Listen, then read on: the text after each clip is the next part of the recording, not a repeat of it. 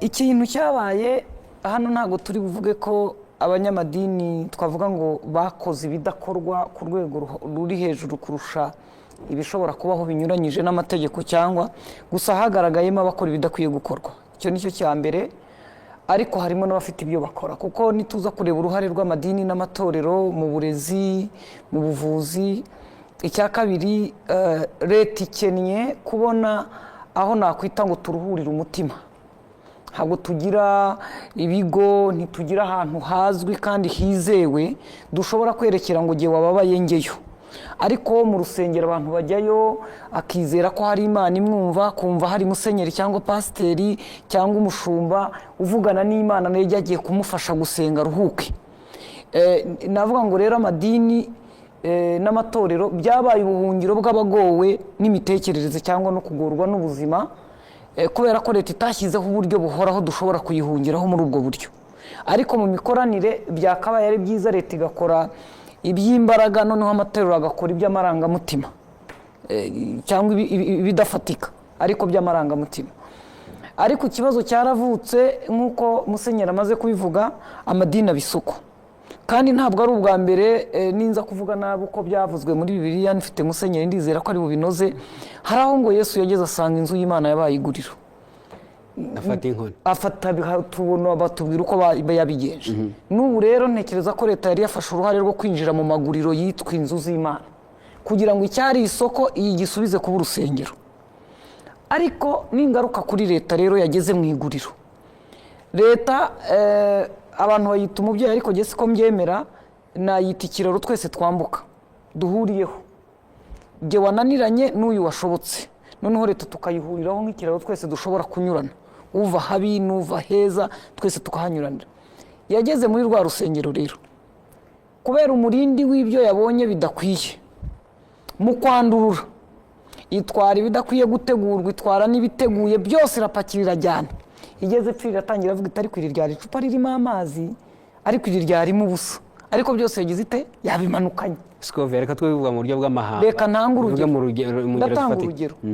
Iki kibazo cy'amadini ntabwo cyakabaye giteza crisis, giteza impagarara muri rusange, kuko iki gihugu gifite umuyobozi guhera ku mudugudu. Ibi bintu bijya gutangira umuntu akageraho biza kubonwa na minisitiri w'ubutegetsi bw'igihugu ukorera Kacyiru. Hari umurenge byaberagamo, kandi hariyo umuntu uhagarariye leta aho hantu, hariyo umuntu uhagarariye RGB wawe ushobora gutanga raporo akavuga ati ariko ibibera iwacu ntabwo ari iby'amadini. Hari n'abaturage babibona, hari n'abaturage babibona. Rero inzego za leta zararangaye, ikintu gitangira avuga ngo Scovia arasenga mu rugo, bivaho biba icyumba, bivaho bibiguriro, bivaho dutangira kuhakorera n'ibyaha birenze kuba amakosa. Inzego za leta zizira noneho icyarimwe. Buriya umuntu uzakubeshya akubwira ko leta itagira imbaraga, nubwo yaba ari iyi nzu turimo bashyizeho idarapo ikitwa leta, irakuzahaza uko yazi imeze kose. Icyo rero nicyo cyabaye, leta yahagurukiye icyarimwe ijya gukemura ikibazo. Icyo kibazo yagiye gukemura giteza ibyago byo kuba abantu barimo kuvuga ngo tuhowe Imana, abandi barimo kuvuga bati turarenganye, abandi barimo kuvuga habaye iki. Iyi iba yaratangiye. Nese Scovia, kutabikora sibyo byari kuba ibyago kurusha? Ntabwo ikwiye. Nge ntekereza ko impamvu dutanga mituweli uzi yariyo ni ukugira ngo ninumva mfite umuriro nivurize hafi. Kuki se leta itashyizeho ibitaro CHK Kanombe na Faisal gusa ngo muri aho dutuye ni habe amavuriro mato? Hariya kanini k'umuriro bakumva byanze, noneho dogiteri akazaza gusuma ikintera umuriro. Aha rero leta yaje izira icyarimwe kandi izana imbaraga z'umurengero. Ndatanga urugero, urusengero bagezeho kugenzura bagasanga rudafite umurindankuba n'ikigega. Ibyo bintu koko birashyira abaturage mu kaga, kuko hatari ibifata amazi. Ariko hari mu kwa karindwi iyo bamubwira bati imvura y'ukwa 9 izagufite iki, ariko bayimubwiye muri 2018. umurindankuba niki harimo rega n'abavuka. Uwo muntu bayimubwiye muri 2018 n'uwavutse yasanze itegeko rihari ryaravuguruwe na minisitiri uyuvuga. Turacyaca mu kibaya cy'ibyondo, kandi nawe 2020 yari afite ku Rwanda tuzaba vision 2020 urayibuka. Ntabwo yayikoze. Ibyo ari imihigo. Amazi tuyafite 80 na kangahe ku ijana, twarashakaga 100. Umuriro nawo nuko. Rero n'abandi batekereza ko niba yarubatse urusengero agafata urusaku agashyiraho ubwiherero buzima, bagasanga wenda habura ikigega, niba muha iminsi. Ariko mu by'ukuri kananga urugero rw'urusengero giye nabonye n'abaje ngo babareze iki urusengero ruri hejuru ririya za Nyacyonga babareze ko badafite amapave ya parikingi kuri urwo rusengero umuntu ufite imodoka ni umuntu umwe umuhanda ujyayo ntabwo dushobora kujyayo twambaye uko twambaye uko tugezeho ntiwamenya uko dusa kubera itaka n'ivumbi none ukabaza ngo amapave atari imbere y'urusengero birateza akaga mu buryo utababwira uti tuguhaye ukwezi mushyiraho amapave rega kuyobora ntabwo ari uguhirika ni ukukomeza ukamubwira uti tambuka genda umubyeyi nigisha abana kugenda atera intambwe imwe bwacyo ukabona arakomeye ukarekura muri make umuntu arwaye nk'umunota umwe cyangwa iminota ibiri ni iki wumva amadini atakoze yakagombye kugikora ni iki leta itakoze yakabaye igikora icya mbere amadini atakoze ntabwo yubahirije amasezerano agirana na leta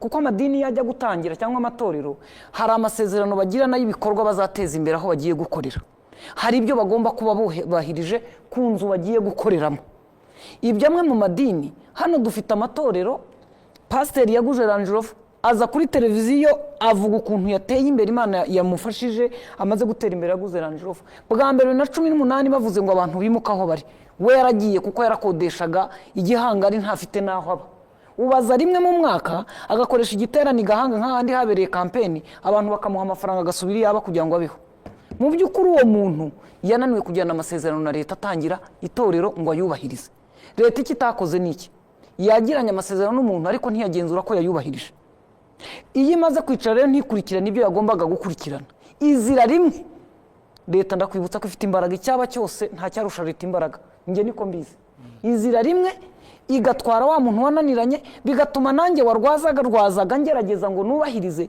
ngendera mu gikundi cy'abananiranye icyo nicyo kibazo cyonyine ntabwo nemera ko niba hari ikosa rikwiye kubera umunsi umwe ngo rigenzurirwe umunsi umwe inzego zose zirivugaho kugeza no kuri perezida wa repubulika hakwiye kuba haratangiye gitifu w'akagari atakamba atanga raporo ku karere nako kabaza minisitiri ati bitubikore dute bakomeza ku buryo inzego zose zibifite ariko byaje nk'icyorezo twese turikanga niba idafite icyo bitwaye twabigize ikibazo minisita leta y'u Rwanda y'isoma iteko nshinga ry'u Rwanda ni leta idashingiye ku idini ariko ingingo ya 37 y'iteko nshinga igateganya ko abantu bafite uburenganzira bwo ku myemerere wakemera bya gakondo wajya mu idini ushaka icyo nshaka kubabaza muhuza mute ibirimo bikorwa uyu munsi byo kugenzura amadini n'ubwo burenganzira ntavogerwa buteganywa n'iteko nshinga murakoze uburenganzira nk'uko bivuze uburenganzira bwo gusenga uburenganzira bwo kugira ukwemera ni uburenganzira bw'ibanze bwa muntu na leta yacu yemera ariko uburyo noneho amadini ajyaho n'imiryango yashingiyeho uburyo bijyaho nabyo bifite itegeko ribigenga ryo muri 2018 nk'uko twaze tubivuga rigenga noneho uburyo wandikisha umuryango tuyita imiryango buri amadini ni imiryango ishingiye ku kwemera uburyo yandikisha ibyo ukora aho ukorera abayobora abandi ukuntu bagomba kuba bameza bayiyobora n'ibindi ibyo birahari uretse n'ibyo noneho amazu yubakwa mu gihugu icyo yaba yubakiwe icyo ari cyo cyose niba ari inzu yo guturamo hari amategeko abigenga niba ari inzu yo gukoreramo imyidagaduro hari amategeko ayigenga ayo mazu yo gusengeramo nayo hari amategeko ayigenga kuko mbere y'uko yitwa kiliziya cyangwa se umusigiti cyangwa ikindi ni inzu ikorerwamo ibyo ngibyo kitwa gutyo ibyo rero byose bifite amategeko byose abigenga ayo mategeko kinagiraho rero kuba ari ukugira ngo yubahirize nyine bwa burenganzira abantu bafite kuko bafite uburenganzira bwo gusenga bagasengera ahantu hameze neza iyo bahura ari benshi bagasengera ahantu habaha umutekano nk'uko ayo mategeko abiteganya ibyo kandi twese tubyumvikanaho ku buryo ibyakozwe kubera ko byari byarakozwe n'ikindi gihe sinabishya byagaragaye ko harimo ibibazo kandi ibibazo byagiye birebwa abantu bakareba ko base ibingibi ko twabyumvikanye uretse n'ibyo ko abantu bahawe igihe kugira ngo bikosore uyu munsi bigeze he habaho noneho kujya gukeburana niko nk'uko na Bishop babivugaga hano mu kanya habaho kujya gukeburana ikindi nagira cyo mvugaho gitoya ni cyuko navuga bati byakorewe rimwe nkuko mugenzi wacu ari kwivuga ahangaha ati kugira leta imanuka kuko niba ari akazi ko kugenzura kakabaye kaba buri munsi kuko tubibona bikabera kimwe ngo amatorero 800 arafungwa na amatorero insengero zikubye 4 utugari twose two mu Rwanda niba ari utugari 2000 insengero birenga 800 icyo rero ndacyo kigaragaza ko byari bikeneye imbaraga nyinshi kuko iyo ubona muri 2018 hagati aho ngaho zariyongereyeho ibihumbi birenze 7 kandi bitujuje ibisabwa, ni ikibazo gikomeye. Ikibazo kigakomera kubera iki? Kubera ko abantu benshi n'ubundi bari muri ayo matorero, usanga n'abayobozi turimo kuvuga bagombye kubikurikirana turimo tuyasengeramo, hari ayo dufitemo imirimo, harimo aduha akazi, kandi hari ayo tubereyemo abahanuzi, hari ayo turimo turabavugabutumwa, hari aduhemba. Ibyo byose bituma hari umwihariko watumye nyine ko haboneka hagomba imbaraga zidasanzwe kugira ngo hajyemo gahunda, kuko utabikoze gutyo byagorana kugira ngo ushyire ibintu ku murongo. Ni nayo mpamvu rero icyo kijistifia icyo kinyuranyo kiri hagati y'ibisanzwe n'ibi ngibi birimo gukorwa ko kugira ngo gahunda izemo. Ariko Minister, igihe Perezida wa Repubulika yagize icyo avuga kuri iki kibazo, anavuga ati nari nkizi, ubwo yakiraga, ubwo abagize inteko barahiraga na Minisitiri w'Intebe bakarahira, ubona ko Abanyarwanda benshi noneho batoye baravuga, n'utarafite akavuga ati akumva ariruhukije ubutekamutwe mu madini, noneho bagatangira kwataga ariko n'inzego za leta kugeza aho bigeraho ngaho, kugeza ubwo umukuru w'igihugu azavuga. Icyo kintu gituma inzego zacu zitabona ibintu hakiri kare. Ubu dufite uwuhe muturambye wo kuvuga ngo noneho tugiye kubaka ibiramba, niba nanjye shinze n'uwo muryango ushingiye ukwemera, mbe mbizi ko nta muntu uzaza kumfungira ikindi gihe, mbe nzi neza ko bimeze neza, byibura nanjye ntekane, wa mugani ko avuga ngo senga utekanye. Umuturambye icya mbere nuko ibi biri gukorwa ni urugendo kandi rutarangiye, kubera ko ubugenzuzi hari ubwakozwe ku bintu bimwe. Ni inyubako twahereyeho, nyuma yaho mwabonye ko hari n'amadini amwe n'amwe yagiye afungwa bitewe n'impamvu zinyuranye. Hari ibishingiye ku myemerere n'ibyo bigisha abaturage n'uburyo birirwa bajyana mu bintu bidashobotse. Hari adafite ibyangombwa byuzuye bikinakomeza, ariko hari n'ibindi bigomba gukomeza. Ibikomeza ni ibihe?